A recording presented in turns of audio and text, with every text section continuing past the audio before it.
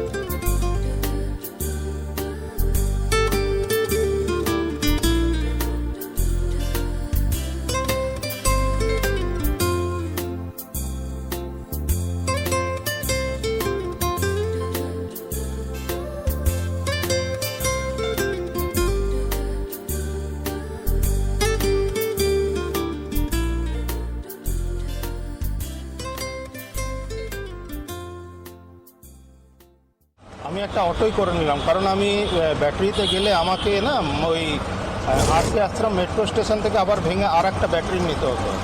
আমি দেখলাম সঙ্গে আমার লাগেজ আছে, তো সেই কারণে আর দুবার ভেঙে না গিয়ে আমি একবারেই একটা অটো নিয়ে নিলাম, একবারে কালীবাড়ি অবধি।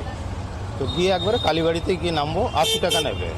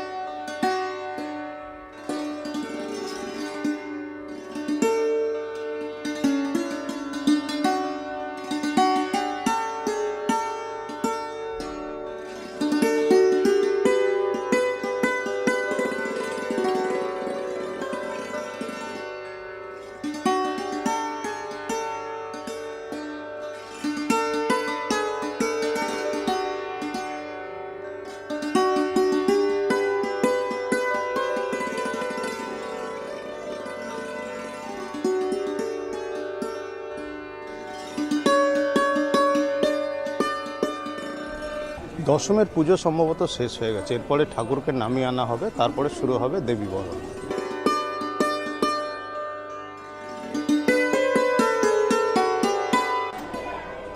যতক্ষণে প্রস্তুতি চলছে ততক্ষণ একটু বাইরে থেকে চা খেয়ে আসা যেতে পারে।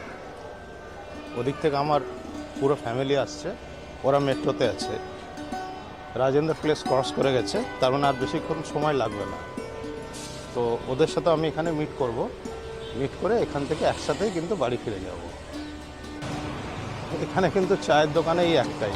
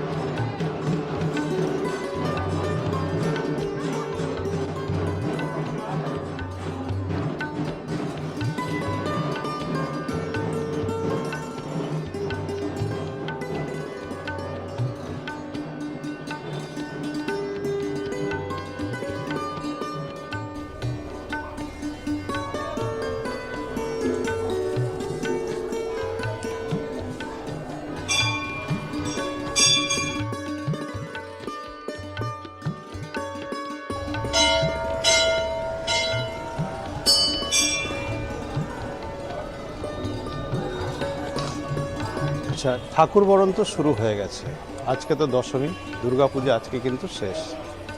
দিল্লিতে কিন্তু দুর্গাপুজো 4 দিনই হয়, নিয়ম মেনেই হয়, তারপরে কিন্তু দুর্গা ঠাকুরকে এখানে রাখার নিয়ম নেই।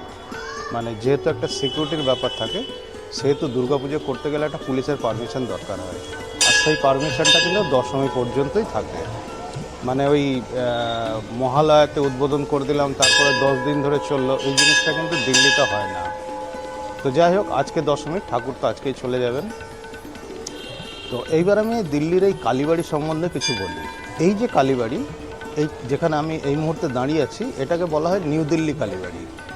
এর আরও কয়েকটা নাম আছে, যেরকম অনেকে বলেন এটা মন্দির মার্গ কালীবাড়ি, কেউ বলেন হচ্ছে ওল্ড কালীবাড়ি, বিভিন্ন নামে অনেকে জানেন, কিন্তু মোটামুটিভাবে অফিসিয়ালি এটাকে বলা হয় নিউ দিল্লি কালীবাড়ি। এই কালীবাড়ি ছাড়াও কিন্তু দিল্লিতে আরও বেশ কিছু কালীবাড়ি আছে, তার মধ্যে উল্লেখযোগ্য হচ্ছে চিত্তরঞ্জন পার্ক কালীবাড়ি। চিত্তরঞ্জন পার্ক কালীবাড়ি কিন্তু এই কালীবাড়ির থেকেও বড়। এখানে যেরকম অতিথি নিবাস আছে, সিআর পার্কেও কিন্তু অতিথি নিবাস আছে, আগে থেকে বুক করে এখানে থাকা যায়। তবে এখানকার থাকার মানটা কীরকম সেটা কিন্তু নিয়ে একটু আমার দ্বিধা আছে, তার কারণ বেশিরভাগ ক্ষেত্রেই আমি শুনেছি, অনেকের মুখেই শুনেছি যে এখানে থাকার ব্যবস্থাপনাটা কিন্তু ভালো নয়। আগে তো ভালো ছিল না, তবে এরপরে কিন্তু এখন কিন্তু নতুন বিল্ডিং হয়েছে, আমি জানি না নতুন বিল্ডিং হওয়ার পরেও কিছু পরিবর্তন হয়েছে কিনা, একটু ভালো আশা করা যেতে পারে। তবে এখানে থাকতে গেলে কিন্তু অবশ্যই খুব ভালোভাবে খোঁজ নিয়ে আসবেন, খোঁজ নিয়ে তারপরেই থাকতে আসবেন। আচ্ছা, এছাড়া কিন্তু সিআর পার্ক কালীবাড়ি, সিআর পার্ক কালীবাড়িতেও কিন্তু থাকার ব্যবস্থা আছে, সেখানেও থাকা যায়, অগ্রিম বুক করে আসতে হয়, সেখানেও বুক করে এসে আপনারা উঠতে পারেন। এই দুটো কালীবাড়ি বাদ দিয়ে আর একটা হচ্ছে সাউথ দিল্লি কালীবাড়ি। সাউথ দিল্লি কালীবাড়ি পরিচিতি হলেও মানে পর্যটকরা খুব বেশি ওখানে যান বলে আমার মনে হয় না। তো সেখানে থাকার ব্যবস্থা আছে কিনা তাও জানি না। এছাড়াও কিন্তু আছে সফদরজং মাতৃমন্দির, ওখানে সম্ভবত থাকার ব্যবস্থা নেই। এছাড়া নয়ডা কালীবাড়ি আছে, এইদিকে দ্বারকা সেক্টর 12-এ কালীবাড়ি আছে। এই কটা কালীবাড়ি কিন্তু আছে, আপনারা যোগাযোগ করে আসতে পারেন। কালীবাড়িগুলো কিন্তু ভালো, এমনিতে ভালো, দুর্গাপুজো হয়। আমার বাড়ি থেকে এটা যেহেতু কাছে পড়ে আর কমিউনিকেশনটা ভালো, সেই জন্য আমি কিন্তু এই কালীবাড়িতেই আসি।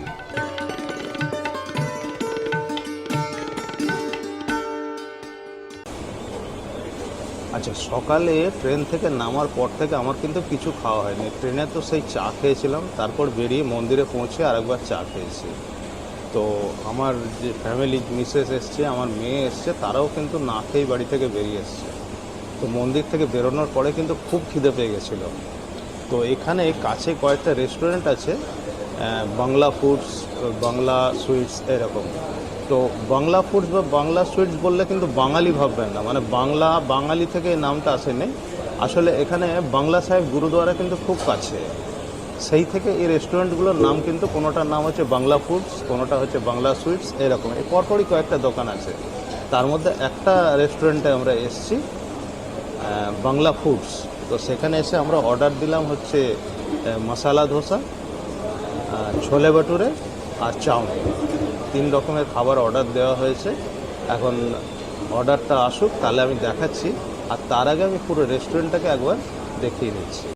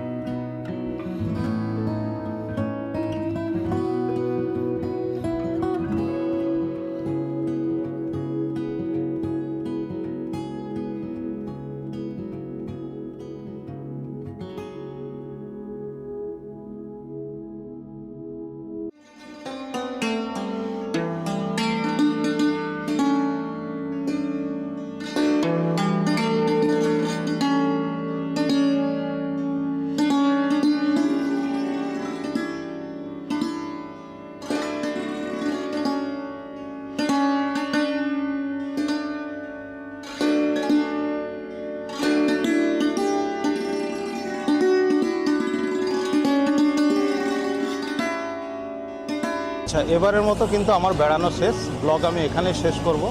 এইখান থেকে আমি বাড়ি ফিরে যাব। বিজয়ার প্রীতি ও শুভেচ্ছা জানিয়ে শেষ করছি। সবাই ভালো থাকবেন, সুস্থ থাকবেন। আবার অন্য কোথাও অন্য কোনো দিনে অবশ্যই দেখা হবে। নমস্কার।